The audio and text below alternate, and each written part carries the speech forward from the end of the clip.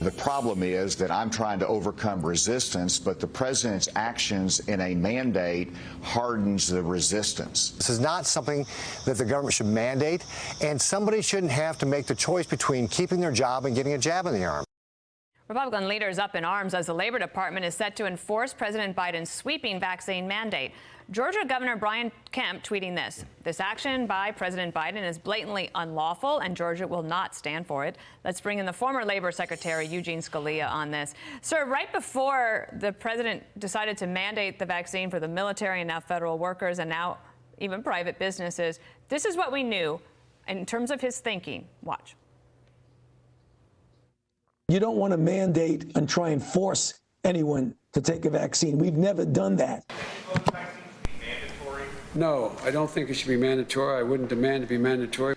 There will be no federal vaccinations database and no federal mandate requiring everyone to obtain a single vaccination credential. So they've changed their mind, and they're going to use the Labor Department in order to try to enforce this. What do you think? Well, good morning. And I want to actually begin by thanking both of you for your coverage Saturday of 9/11. I lost a friend on September 11th, Barbara Olson, who was a dynamic, heroic person. And I caught some of your show Saturday. I appreciated your remembering all the Americans we lost that day. Yeah, this is obviously a very big step by the president, reflects a change of direction. The COVID cases have not progressed in the direction that he wanted. The Labor Department does have the authority to adopt so-called emergency temporary standards to address what's called a grave risk in the workplace and where that standard is necessary. That's not what we heard from the president on Thursday. What makes this unusual in part is the president was saying, I have a broad public health initiative that I want to put in place here to get all Americans that are eligible vaccinated. And I'm going to use OSHA to achieve that public health initiative. OSHA is part of the Labor Department. If that is the way that the Labor Department itself goes forward, then I think this action is going to be legally vulnerable. The president did not say there's a grave danger in the workplace, and this rule is necessary to address it. That's what OSHA will need to establish when it puts out its rule in the weeks ahead. Very interesting. Yeah, that $14,000 fine, we talked about it last hour, per individual if the vaccination mandate is not enforced. But how do you define grave risk? Right. If you don't use that word or that phrase, how would you define that before? Right. Is there an example from where they used it before? Well, that's what's interesting as well, is that it's a special authority that's being used here by the Labor Department. Ordinarily, new rules by the government have to go through public comment. The public has a chance to see the proposal, to make suggestions, to improve it. It's a process that I used as secretary and that I use in the private sector. But they are seeking to bypass there. I would urge them actually to allow comment, to take public comment, because there's so many questions now about the rule.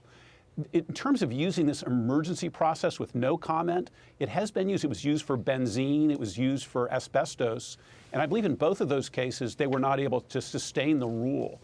So these emergency standards in the past, when they've been adopted by the Labor Department, have proved to be very vulnerable in the courts, which I think is part of the reason you're hearing the criticisms now. Obviously, workers, businesses have a lot of questions about how this is going to be implemented, what the exact requirements are going to be, and it would be better if the Labor Department would give people a chance to provide feedback input, and then they may have a better chance of having this rule withstand legal scrutiny. How would OSHA even how would you enforce this? I mean, is every business over 100 employees? I'm just trying to think of the manpower it would require to try to enforce it. It will be a challenge for OSHA to enforce it. Obviously, they can pick their shots. They don't always need to seek that maximum fine. They more often not, they don't seek it. And I should be clear, it's not a fine that the individual must pay. It's a fine for the company. But it would be a very large undertaking by OSHA. This is probably the largest, most controversial rule that OSHA and maybe the entire Labor Department will ever adopt. And I think they're well advised to be careful in the processes that they follow.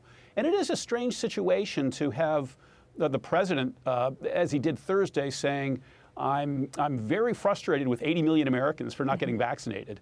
And so I'm going to get their employer on their back, and I'm going to get OSHA on their back. That's not how you ordinarily launch a public health initiative. I do want to say there are many, many Americans who still ought to get vaccinated. This vaccine program is one of the great achievements of the last administration. I urge folks who are not vaccinated, who can safely do so, to get out there and do so. But there's and OSHA does have a role in keeping workers safe in the workplace, including from COVID. But this is a challenging legal path the president has chosen. Well, the two of us are, and I think we'd both agree that it's given us some freedom. Absolutely. Thank you, sir. Nice to see you, Thank you. Eugene Scalia. And thank you for your comments. Thank you. Thank you.